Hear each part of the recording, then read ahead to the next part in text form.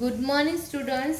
ગયા લેક્ચરમાં આપણા ભૂતકાળના 3 રૂપો 3 કાળ પૂરા કર્યા હતા. સાદો ભૂતકાળ, ચાલુ ભૂતકાળ અને ગયા લેક્ચરમાં આપણે પૂર્ણ ભૂતકાળ શીખ્યા હતા. હવે આજથી આપણે ભવિષ્યકાળ વિશે જાણીશું. તો ભવિષ્યકાળમાં આપણે સૌથી પહેલાં લઈશું ધ સિમ્પલ ફ્યુચર ટેન્સ, એટલે કે સાદો ભવિષ્યકાળ. તો દરેક જણ સૌ પ્રથમ પોતાના ચોપડામાં નવા પેજ ઉપર ટાઇટલ આપો. ધ સિમ્પલ ફ્યુચર ટેન્સ, એટલે કે સાદો ભવિષ્યકાળ.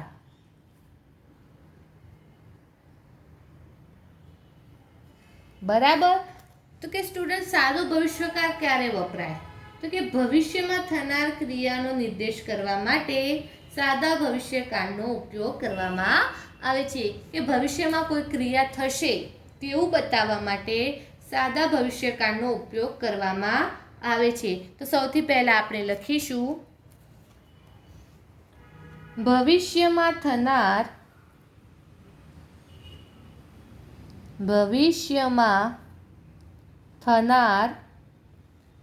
ક્રિયાનો નિર્દેશ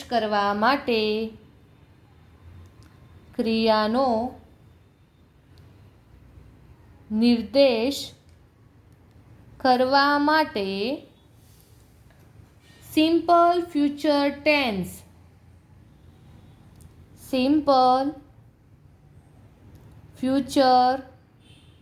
ટેન્સ એટલે કે સાદા ભવિષ્યકાળ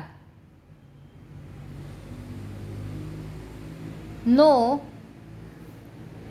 ઉપયોગ કરવામાં આવે છે.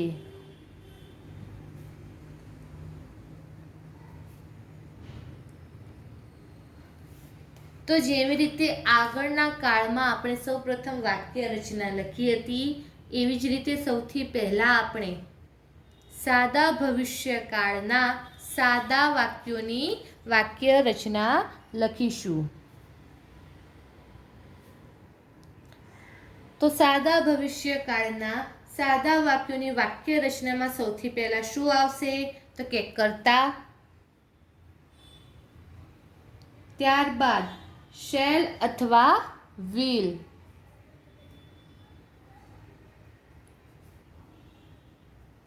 ત્યારબાદ ક્રિયાપદનું મૂળ રૂપ,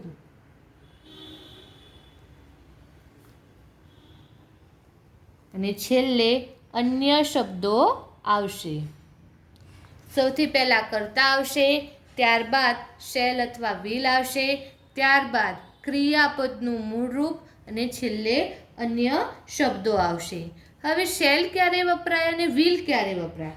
તો કે પહેલા પુરુષ સાથે વિલ અથવા શેલનો ઉપયોગ થશે, જ્યારે બીજા અને ત્રીજા પુરુષ સાથે માત્ર ને માત્ર વિલનો જ ઉપયોગ થશે. તો નીચે લખો તમે, પહેલા પુરુષ સાથે વિલ અથવા શેલ નો ઉપયોગ થાય છે,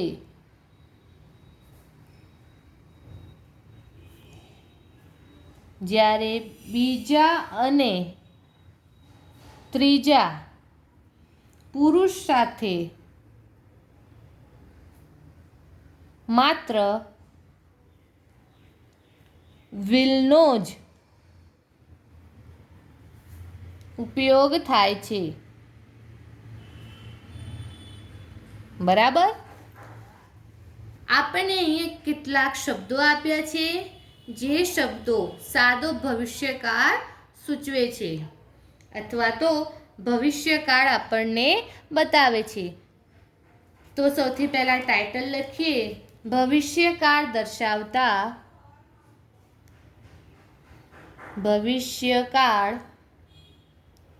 દર્શાવતા સમયદર્શક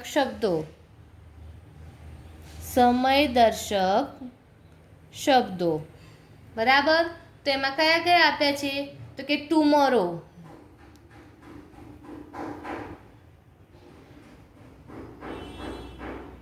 એટલે કે આવતીકાલે.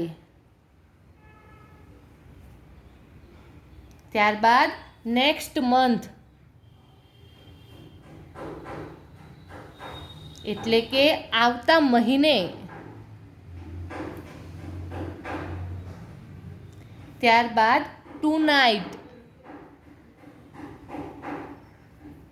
એટલે કે આજે રાત્રે. ત્યારબાદ નાવ, એટલે હવે. ત્યારબાદ છે નેક્સ્ટ મોર્નિંગ, એટલે કે આવતીકાલે સવારે.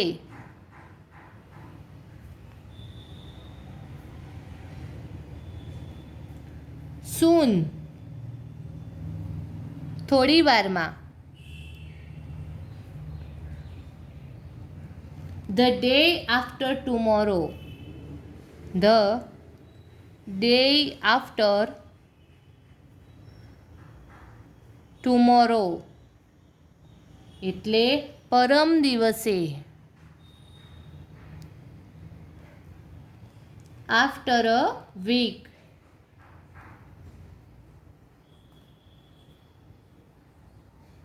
એટલે કે એક અઠવાડિયા પછી.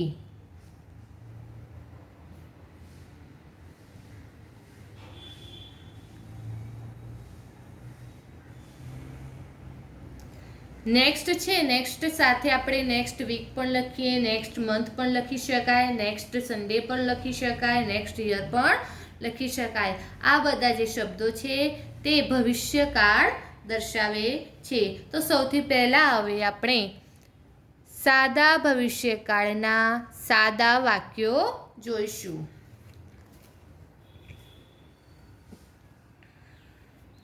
તો એમાં સૌથી પહેલાં આપણે લખીએ ઉદાહરણ તરીકે,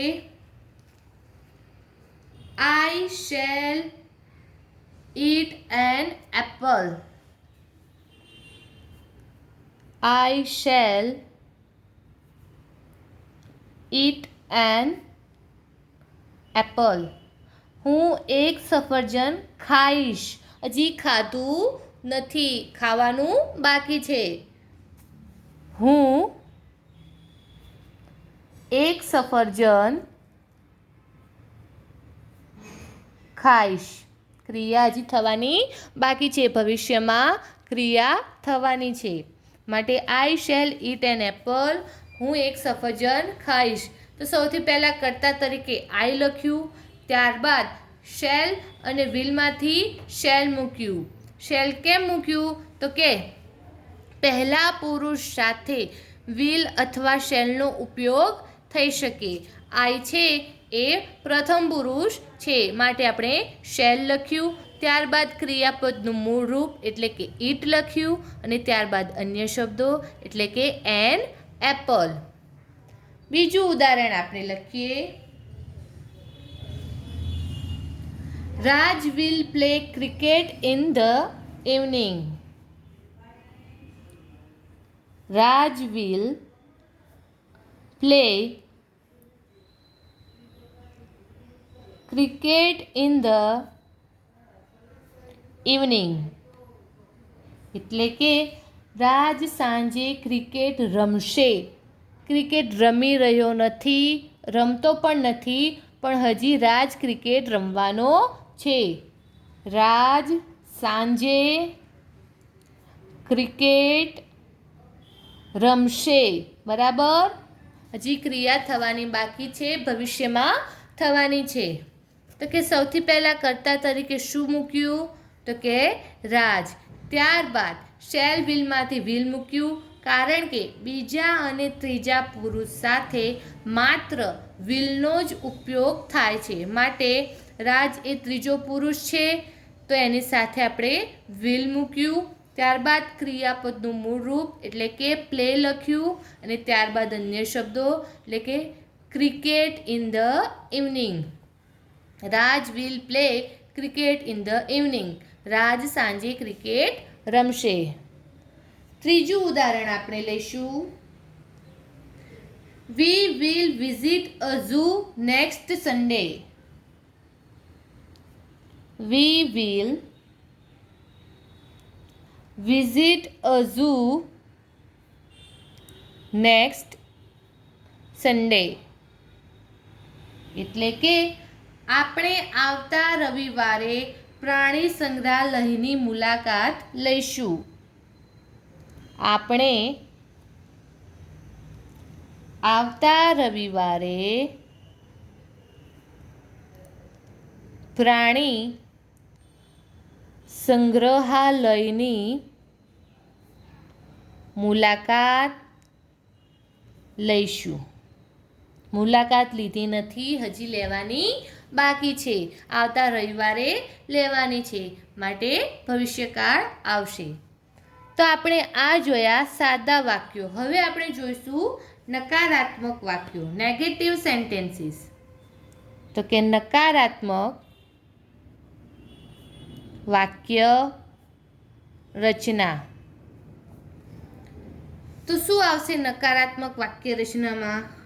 તો કે કશું જ નહીં, ફક્ત ને ફક્ત શેલ અથવા વિલ તેમજ ક્રિયાપદનું જે મૂળ રૂપ આપ્યું હોય એની વચ્ચે તમારે નોટ મૂકવાનું છે. તો અહીંયા આપણે લખીશું નકારાત્મક વાક્ય રચનામાં કર્તા plus shall will plus not. નકારાત્મક છે માટે નોટ. ત્યારબાદ ક્રિયાપદનું મૂળરૂપ અને છેલ્લે અન્ય શબ્દો. તો હવે આપણે આના કેટલાક ઉદાહરણો જોઈ લઈએ. તો કે I shall not eat a banana. I shall not eat a banana. એટલે કે હું કેળું ખાઈશ નહીં. હું કેળું ખાઈશ નહીં. કર્તા તરીકે આઈ મૂક્યો, ત્યારબાદ શેલ વિલમાંથી શેલ મૂક્યું, કારણ કે પહેલા પુરુષ સાથે વિલ અથવા શેલનો ઉપયોગ થાય છે માટે. ત્યારબાદ નોટ, ત્યારબાદ ક્રિયાપદનું મૂળ રૂપ એટલે કે ઈટ, અને છેલ્લે અન્ય શબ્દોમાં લખ્યું આપણે બનાના. બીજું ઉદાહરણ આપણે લઈએ. He will not play football in the evening. He will not play football in the evening. એટલે કે તે સાંજે ફૂટબોલ રમશે નહીં. તે સાંજે ફૂટબોલ રમશે નહીં. બરાબર. કર્તા તરીકે હી મૂક્યું, ત્યારબાદ સેલ વિલમાંથી વિલ મૂક્યું, કારણ કે હી એ ત્રીજો પુરુષ છે અને બીજા અને ત્રીજા પુરુષ સાથે માત્ર વિલનો જ ઉપયોગ થાય છે. ત્યારબાદ નોટ, ત્યારબાદ ક્રિયાપદનું મૂળ રૂપ એટલે કે પ્લે લખ્યું, અને છેલ્લે અન્ય શબ્દોમાં આપણે ફૂટબોલ ઇન ધ ઇવનિંગ લખ્યું. આગળ ઉદાહરણ જોઈએ. We will not visit a zoo today. We will not visit a zoo today. એટલે કે આપણે આજે પ્રાણી સંગ્રહાલયની મુલાકાત લઈશું નહીં. આપણે આજે પ્રાણી સંગ્રહાલયની મુલાકાત લઈશું નહીં. તો આપણે જોઈ સાદા ભવિષ્યકાળની નકારાત્મક વાક્ય રચના. હવે સૌથી છેલ્લે આપણે જોઈશું સાદા ભવિષ્યકાળની પ્રશ્નાર્થ વાક્ય રચના, જેને આપણે ઇન્વર્ઝન ક્વેશ્ચન કહીએ છીએ. તો એમાં શું કરવાનું છે? તો કે એમાં કશું જ નથી કરવાનું. વાક્ય રચનામાં કર્તાની જગ્યાએ શેલ વિલ મૂકવાનું છે અને શેલ વિલની જગ્યાએ કર્તા મૂકવાનું છે. અને છેલ્લે પ્રશ્નાચિહ્ન લગાવવાથી સાદા ભવિષ્યકાળના પ્રશ્નાર્થ વાક્યોની વાક્ય રચના બની જશે. તો લખીશું પ્રશ્નાર્થ વાક્ય રચના, જેને આપણે ઇન્વર્ઝન ક્વેશ્ચન પણ કહીએ છીએ. તેના વાક્ય રચનામાં સૌથી પહેલાં શું લખીશું? તો કે વિલ અથવા શેલ, ત્યારબાદ કર્તા, ત્યારબાદ ક્રિયાપદનું મૂળરૂપ, ક્રિયાપદનું મૂળરૂપ, ત્યારબાદ અન્ય શબ્દો અને છેલ્લે પ્રશ્નાર્થ ચિહ્ન આવશે, કારણ કે પ્રશ્નાર્થ વાક્ય રચના છે. આના આપણે કેટલાક ઉદાહરણ જોઈએ. તો સૌથી પહેલાં આપણે લખીશું will you come with me, will you come with me, તું મારી સાથે આવીશ, તું મારી સાથે આવીશ. તો જુઓ, વિલ અને શેલમાંથી આપણે વિલ મૂક્યું, ત્યારબાદ કર્તા તરીકે યુ મૂક્યું, ત્યારબાદ ક્રિયાપદનું મૂળરૂપ એટલે કે કમ લખ્યું, ત્યારબાદ અન્ય શબ્દો એટલે કે વિથ મી અને છેલ્લે પ્રશ્નાર્થ ચિહ્ન. Will you come with me, તું મારી સાથે આવીશ. બીજું ઉદાહરણ જોઈએ. Will your brother play cricket today, will your brother play cricket today, એટલે કે તમારો ભાઈ આજે ક્રિકેટ રમશે, તમારો ભાઈ આજે ક્રિકેટ રમશે. બરાબર. તો વિલ અને શેલમાંથી આપણે વિલ મૂક્યું, ત્યારબાદ કર્તા તરીકે યોર બ્રધર મૂક્યું, ત્યારબાદ ક્રિયાપદનું મૂળરૂપ એટલે કે પ્લે લખ્યું અને છેલ્લે અન્ય શબ્દોમાં ક્રિકેટ ટુડે લખ્યું.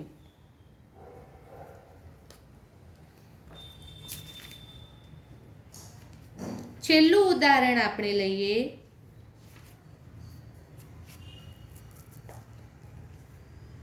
Will you drink some tea, will you drink some tea, એટલે કે તમે થોડી ચા લેશો, તમે થોડી ચા લેશો. બરાબર. તો કે વિલ અને શેલમાંથી વિલ મૂક્યું, ત્યારબાદ કર્તા તરીકે યુ લખ્યું, ત્યારબાદ ક્રિયાપદનું મૂળરૂપ એટલે કે ડ્રિંક લખ્યું અને અન્ય શબ્દોમાં સમ ટી લખ્યું, છેલ્લે પ્રશ્નાર્થ ચિહ્ન. તો સ્ટુડન્ટ્સ, આજે આપણે સાદા ભવિષ્યકાળ વિશે ભણ્યા કે સાદો ભવિષ્યકાળ ક્યારે વપરાય, તેની સાદી વાક્ય રચના શું છે, તેના નકારાત્મક વાક્યોની વાક્ય રચના શું છે અને પ્રશ્નાર્થ વાક્યોની વાક્ય રચના શું છે. આવતા લેક્ચરમાં આપણે ચાલુ ભવિષ્યકાળ વિશે ભણીશું.